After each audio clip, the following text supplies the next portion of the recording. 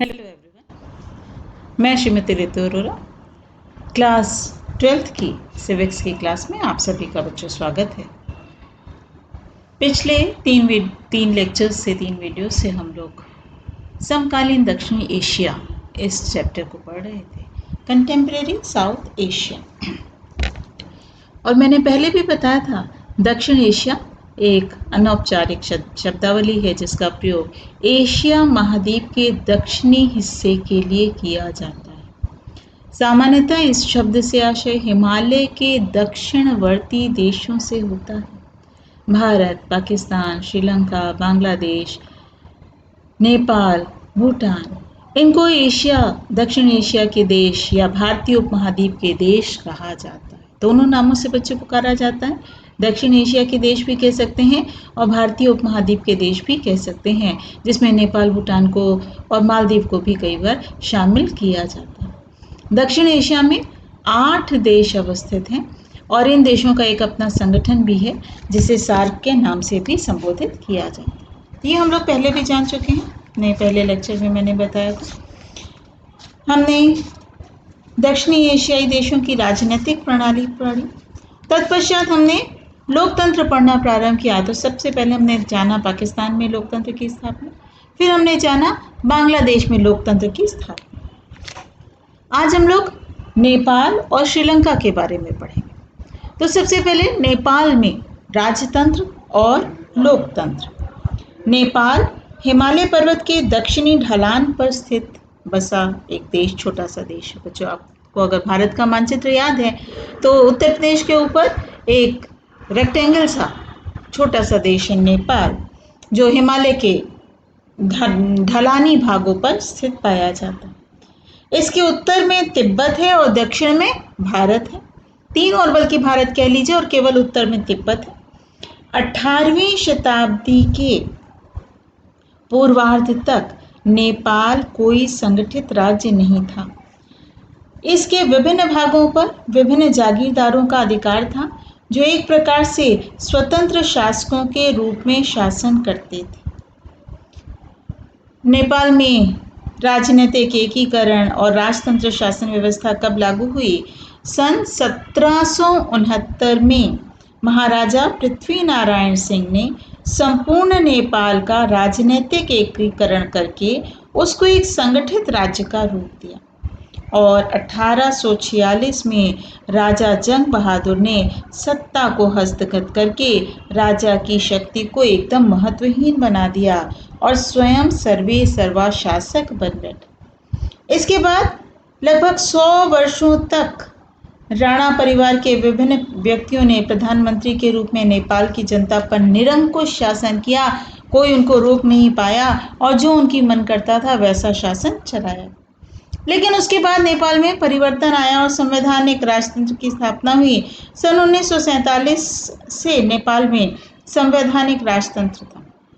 नेपाल में सन 1960 तक संवैधानिक राजतंत्र रहा। 1947 से 1960 तक नेपाल में संवैधानिक राजतंत्र था। संवैधानिक राजतंत्र के दौर में नेपाल की राजनीतिक पार्टियां और आम जनता खुले और उत्तरदायी शासन की मांग उठाते रहे। हालांकि मांग पूरी उस समय नहीं हुई, लेकिन वो बराबर खुले राजनीतिक पार्टियों और खुली जनता जो है वो उत्तरदायी शासन की मांग उठाते। 1960 में नेपाल के महाराजा ने संसद को भंग करके नेताओं को जेल में डाल दिया और राजा ने सेना की सहायता से शासन पर पूरा नियंत्रण कर लिया। इस प्रकार नेपाल में लोकतंत्र की राह अवरुद्ध हो गई। लेकिन नेपाल में लोकतंत्र समर्थक आंदोलन बराबर चलते रहे। यद्यपि नेपाल में लोकतंत्र की बहाली का आंदोलन निरंतर जारी रहा, लेकिन 1980 के दशक में उसमें विशेष गति आई, विशेष तेजी आई। एक मजबूत लोकतंत्र समर्थक आंदोलन के समक्ष विवश होकर के वहाँ के राजा ने 1990 में एक नए लोकतांत्रिक संविधान की मांग मान ली। इस प्रकार नेपाल में सन 1990 में लोकतांत्रिक सरकार का गठन हो गया। लेकिन नेपाल में लोकतांत्रिक सरकारों का कार्यकाल बहुत छोटा और समस्याओं से भरा रहा। नेपाल में 9 या 10 सरकारें सत्ता में आईं, जिसमें कम्युनिस्ट पार्टी और नेपाली कांग्रेस बारी-बारी से सत्ता की बागडोर संभालते रहे। प्रत्येक राजनीतिक दल गुटबंदी से प्रभावित था। हर एक जब तक सत्ता में रहा, उस पर भ्रष्टाचार और कुशासन के आरोप लगते रहे। महाराजा वीरेंद्र ने इस लड़खड़ाते लोकतांत्रिक ढांचे को संवैधानिक राजतंत्र की भूमिका में ढांचे में पोषित किया। 1990 के दशक में नेपाल में माओवादियों ने कम से कम 6 से 7 जिलों में समांतर शासन व्यवस्था चला रखी। माओवादी राजा और सत्ताधारी अभिजन के विरुद्ध सशस्त्र विद्रोह करना चाहते थे। इस कारण राजा वीरेंद्र ने 5 जिलों की स्थिति को नियंत्रित करने के लिए शाही नेपाली सेना की तैनाती का आदेश दे दिया। इस कारण शाही सेना और माओवादियों के बीच हिंसक लड़ाई छिड़ गई। जहां माओवादियों ने राजा ज्ञानेंद्र की वैधता पर सवाल खड़े किए,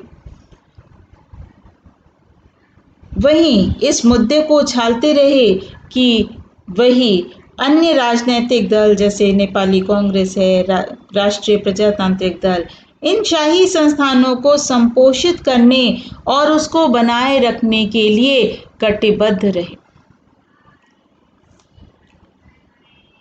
ताकि नेपाली माओवादियों की राजतंत्र को खत्म करने और एक साम्यवादी नेपाली गणतंत्र की स्थापना करने की इच्छा पूरी न हो जाए। यही कारण है कि नेपाली प्रधानमंत्री कोइराला ने शाही उत्तराधिकार को स्वीकृति देने और नए राजा के रूप में बदलाव का समर्थन देने में तत्परता दिखाई। इस प्रकार कुछ समय तक राजा की सेना, लोकतंत्र समर्थकों और माओवादियों के बीच त्रिकोणीय संघर्ष हुआ, यानी 3 कोण बनते चले गए।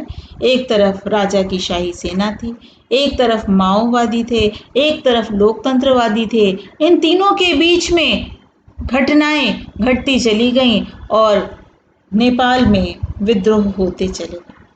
अंत में सन 2002 में राजा ने संसद को भंग कर दिया, सरकार को गिरा दिया। इस प्रकार नेपाल में जो थोड़ा बहुत लोकतंत्र था, उसे भी 2002 में राजा ने समाप्त कर दिया।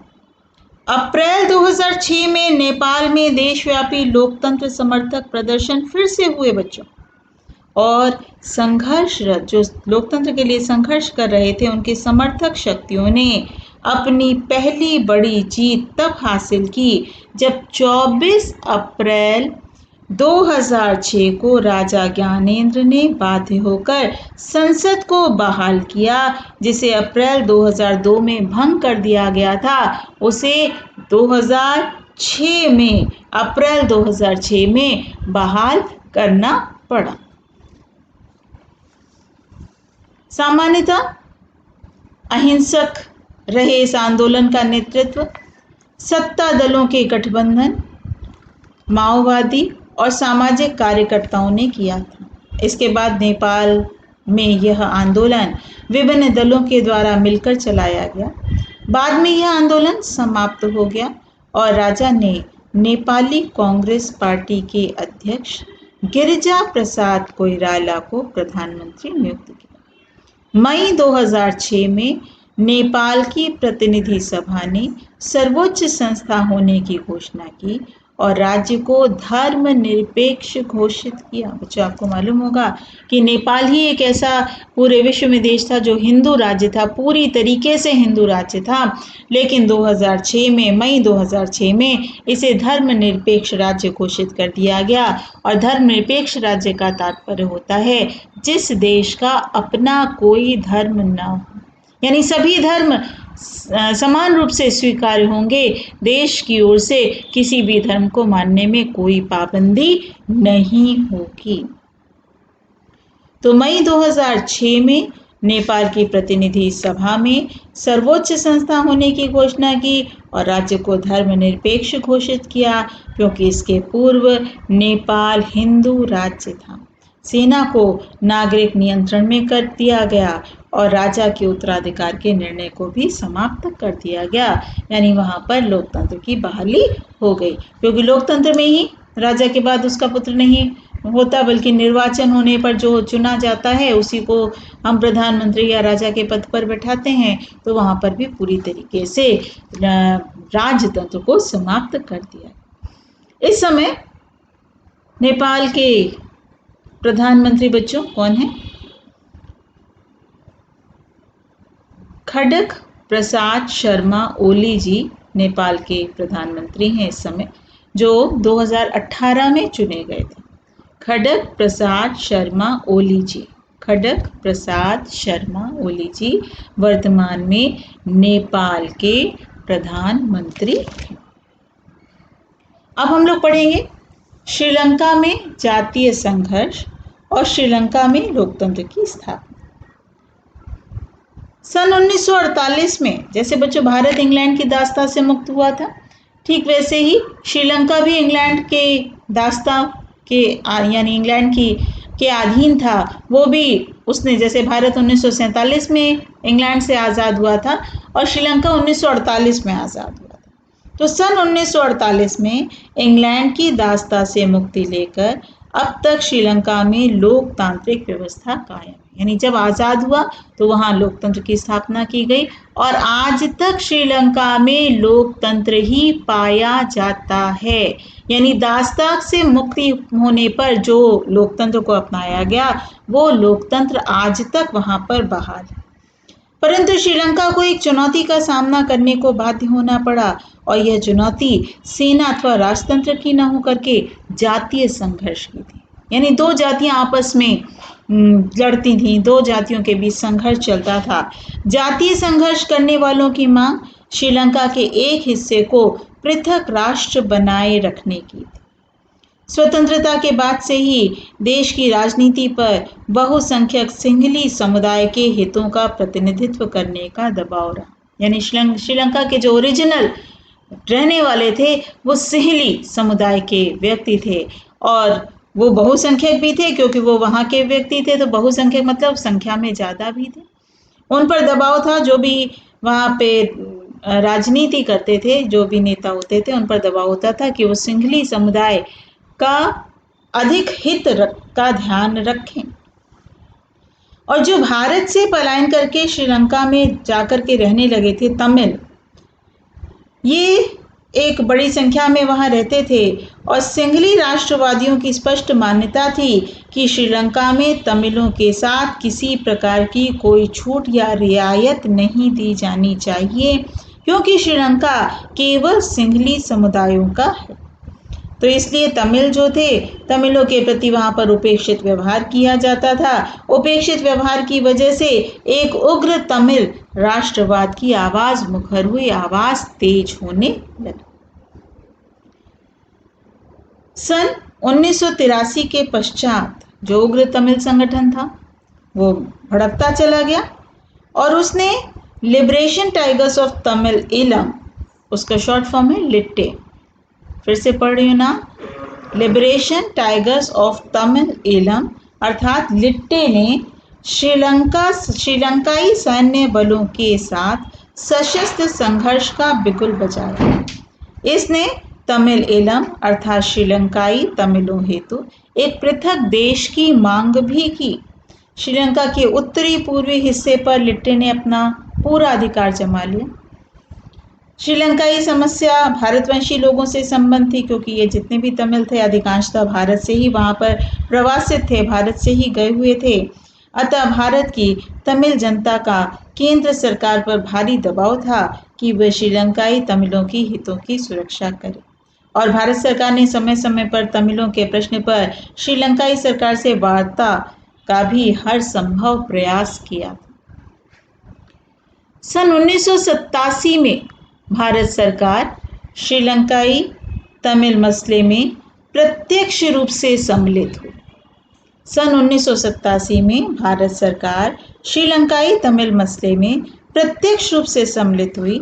देश की केंद्र सरकार ने श्रीलंका से एक समझौता किया और श्रीलंकाई सरकार और तमिलों के मध्य संबंधों को सामान्य करने के लिए भारतीय सैन्य बलों को उनके यहाँ भेजा। अंततः भारत की सैन्य टुकड़ी लिट्टे के साथ संघर्ष में फंस गई। भारतीय सैन्य बलों की उपस्थिति को श्रीलंका के जनसामान्य ने विशेष पसंद नहीं किया। उनको नहीं अच्छा लगा कि भारत की सेना वहां पर दखलंदाजी कर रही है। इसलिए श्रीलंकाई लोगों ने समझा कि भारत उसके आंतरिक मामलों में बिना मतलब के हस्तक्षेप कर रही है। परिणाम क्या हुआ?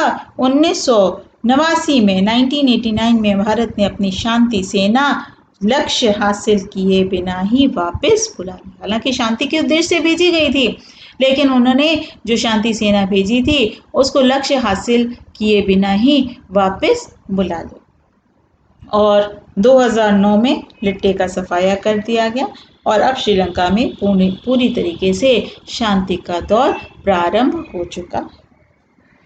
आर्थिक वृद्धि और मानव विकास। लगातार लंबी समयावधि तक संघर्षों की चपेट में होने के बावजूद श्रीलंका ने श्रेष्ठ आर्थिक वृद्धि और विकास के उच्च स्तर को हासिल किया।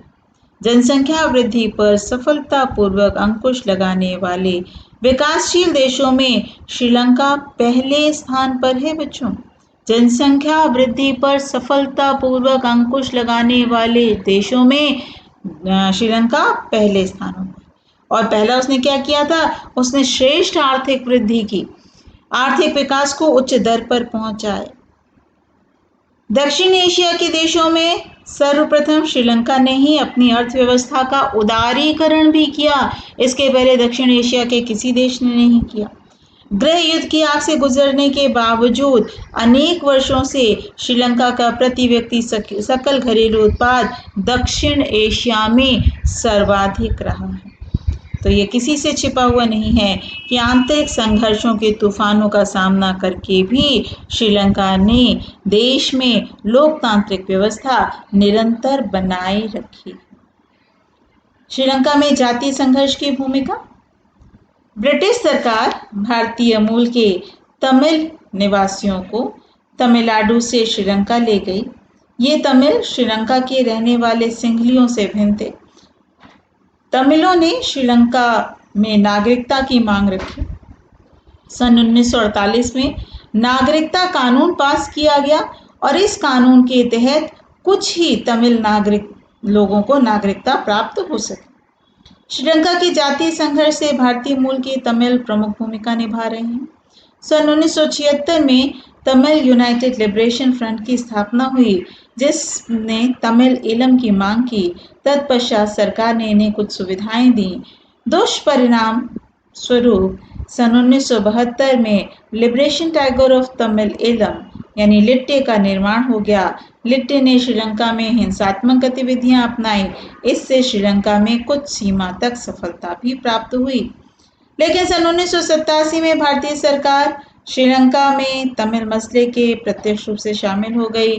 भारतीय सेना लिट्टे के साथ संघर्ष में फंस गई। भारतीय सेना की उपस्थिति को श्रीलंका की जनता ने कुछ खास पसंद नहीं किया और 1989 में भारत को अपनी शांति सेना बिना लक्ष्य हासिल किए ही वापस बुलानी पड़ी। 23 फरवरी 2002 को श्रीलंका की सरकार और लिट्टे के बीच युद्ध विराम समझौता हुआ। लिट्टे की सफलता का भारत पर काफी प्रभाव पड़ा। तो ये तो था बच्चों श्रीलंका में जातीय संघर्ष और श्रीलंका में लोकतंत्र। श्रीलंका में वर्तमान समय में बच्चों कौन प्रधानमंत्री हैं?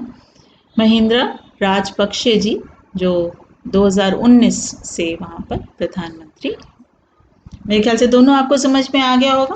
नेपाल में किस तरीके से पहले राजतंत्र था, फिर लोकतंत्र आया, और श्रीलंका में किस प्रकार जातीय संघर्ष से प्रभावित हुआ। लेकिन जब से ये आज़ाद हुआ इंग्लैंड से, तब से यहाँ पर लोकतंत्र की बहाली थी। तो श्रीलंका में किस प्रकार लोकतंत्र की बहाली कायम रही।